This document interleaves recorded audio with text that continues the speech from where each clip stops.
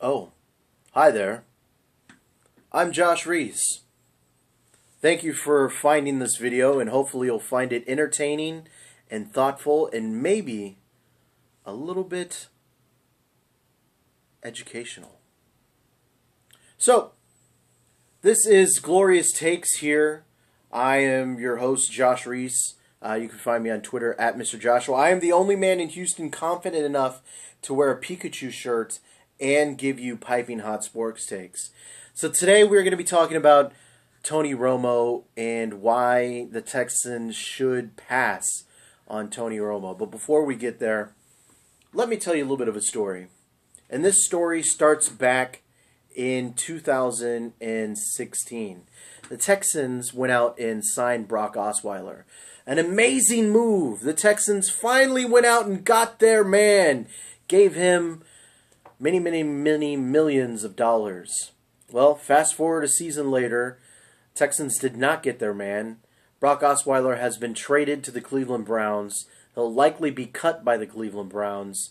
And the Texans lost a second-round draft pick in 2018 to get rid of Brock Osweiler.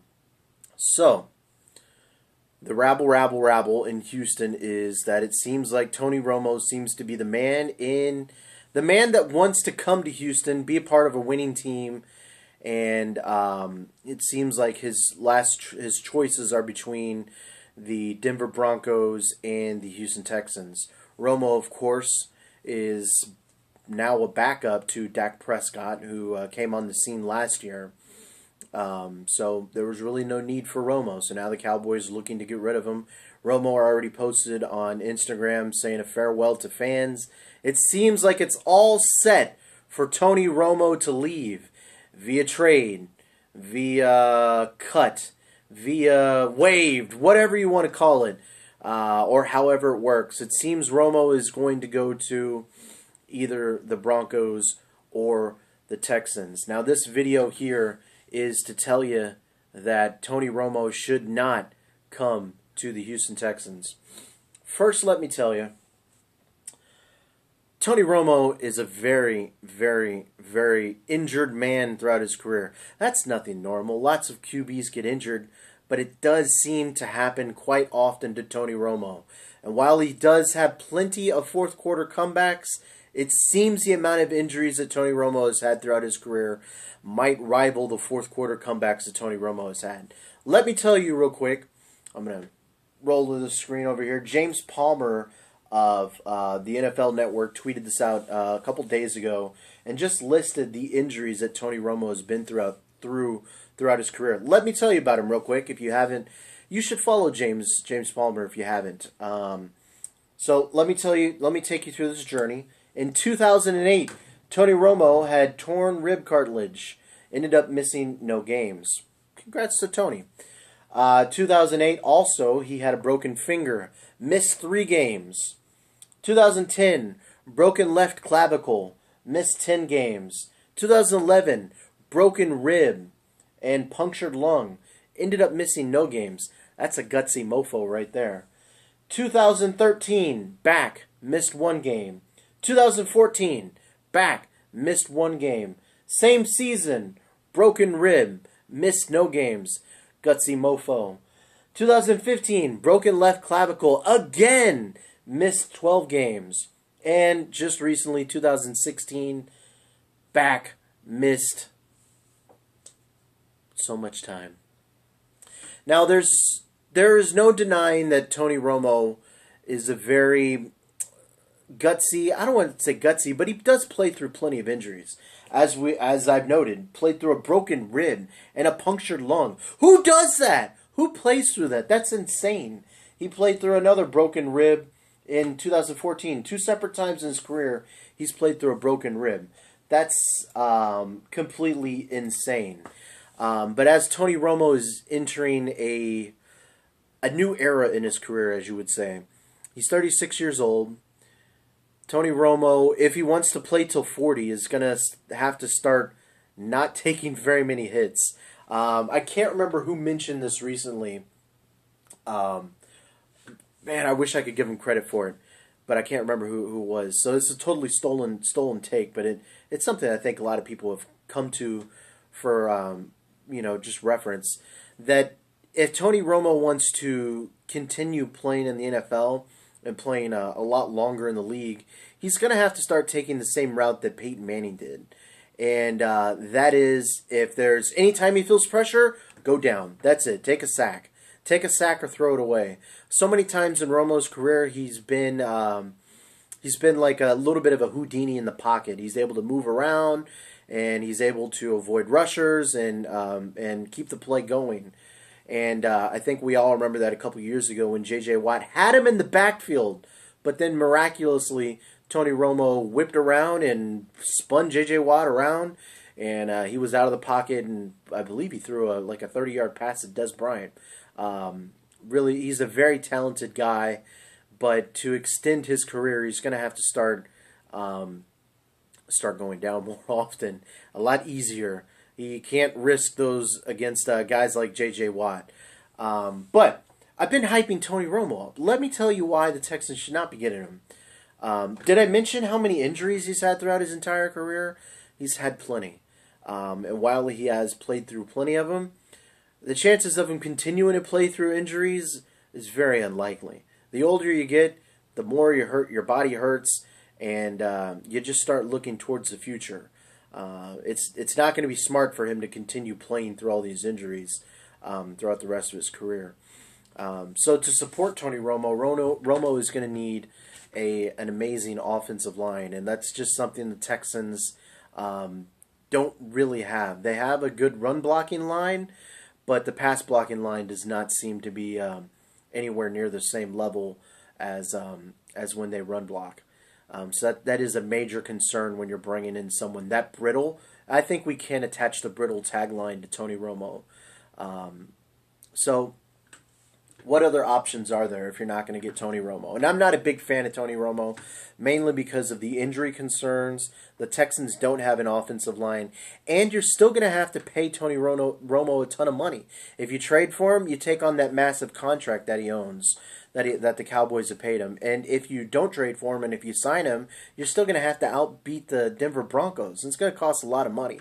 I'd rather the Texans allocate that money to other places, especially given that they have not addressed the defense, which they keep on losing pieces to at a very alarming rate. As we're taping this, John Simon has left, A.J. Boye has left, and Quentin Dimps has left. 3 starters no longer here that were here on 2016's number 1 defense. And the Texans' claim to fame last year was its number 1 defense. What's the point of having Tony Romo on the team if you're not going to have a number 1 defense anyways? While they are getting J.J. Watt back, you still need those other pieces that you lost. So what are the other options if you're not going to get Tony Romo? So Jay Cutler is out there. That's an option, not a very good option. Mainly because of the same problems that I mentioned for Tony Romo, you're going to have with Jay Cutler. So the things that I think the Texans are going to have to start looking for when they want a quarterback are guys that fit Bill O'Brien's system. What is the main reason why Brock Osweiler did not work in Houston? Because he did not fit Bill O'Brien's system. For some reason, Bill O'Brien loves his offense, and he wants guys to fit his offense, not the other way around. He doesn't want to work his offense onto other guys and make it tailored to him. While he may say that, you still never get the feeling that it's tailored to the player. It still always feels that the player is tailoring their game to Bill O'Brien. So the thing is, the Texans a couple years ago drafted Tom Savage with the 4th-round pick because they saw something in Tom Savage. He has now spent 3 years in the system with Bill O'Brien. He seems to know the system inside and out. He even displaced Brock Osweiler this season. And while I'm not saying give Tom Savage the job, I'm saying that he fits the system, he knows the system, and you need to be looking at guys that can run Bill O'Brien's offense to a T. That does not mean Brian Hoyer or Ryan Mallett. We've been through those experiments before. But what it does say And what I do think the Texans should do is they should start investing in a lot of different QBs and start going by bring 5 guys to camp. Make them all compete for a job, and whichever one is the best, let them play. I will remember going through training camp last year because I do cover the Texans. Yes, they do let a guy that wears a Pikachu shirt cover an actual NFL team. Insane, I know, but it does happen. One of the biggest takeaways I had last year from training camp was that Tom Savage just looks so much better than Brock Osweiler. And we all talked ourselves into believing that, well, it's going to come for Brock Osweiler. He just needs more reps, and the more reps he'll get, he'll be better at the system. It never happened. Tom Savage probably should have been the day one starter for the Texans. Who knows if it would have went any different for the team, but he should have been. Now, by saying that, I'm going to say that the Texans need to, as I mentioned earlier, start investing in a lot of different QBs. And that means Tom Savage. That means letting Brandon Weeden compete. That means going out and signing Matt McGloin, who Bill O'Brien coached at Penn State, who understands what Bill O'Brien wants to run and understands Bill O'Brien as a coach. That means drafting maybe another quarterback high in this year's draft. Maybe with the first round pick, maybe with a second round pick. They need to take a quarterback in this draft. Maybe that means signing a couple more quarterbacks undrafted as free agents. The Texans need to start working by the motto, more is better, not less is more. If you get Tony Romo, he's a stopgap, so you're going to still need to invest in more QBs anyways. Why not take the bullets and do it now rather than have Tony Romo on the team? Something could happen, and then you're still left with this what happens now kind of mentality. I'd rather the Texans do this now. That way, in 2-3 years, when the Texans are in everyone's prime, J.J. Watt's in his prime, Jadeveon Clowney's in his prime, Bernard McKinney is in his prime, DeAndre Hopkins is in his prime. I'd rather them all be in their prime with a good quarterback then than the Texans take a gamble on Tony Romo for 1 or 2 years now, and maybe it works and does well, but you're still not likely a Super Bowl contender. But I'd rather them take a little bit of time and really build that franchise quarterback, someone that can be with the Texans for many, many, many years. That's just my thoughts. I'd love to know what you guys are thinking out there. I'm sure a lot of people out there thinking I'm high and saying that Tony Romo should not come to the Texans. Just look at what Tony Romo has done for Des Bryant and the Cowboys. Yeah, that's fine. I mean, I can understand that. And a healthy Tony Romo, if you could guarantee me Tony Romo would be healthy for 16 games, I'd be down for that. But the problem is, given his track record, he's not going to be healthy for all 16 games. So you're still going to have to be running Tom Savage or Brandon Weeden or whoever else out there. I'd rather them move on from the Tony Romo plan and start planning for the future. Take this season upcoming and start working towards that goal, and having a lot of young QBs in camp and letting the best young QB emerge is the best way for that to happen. Not by giving Tony Romo all this time, and you're still delaying the inevitable process. You still have not found an elite QB, that franchise QB. The Texans need to bite the bullet and do that this season, and do that by bringing 6, 7, 10 guys to camp that can play QB.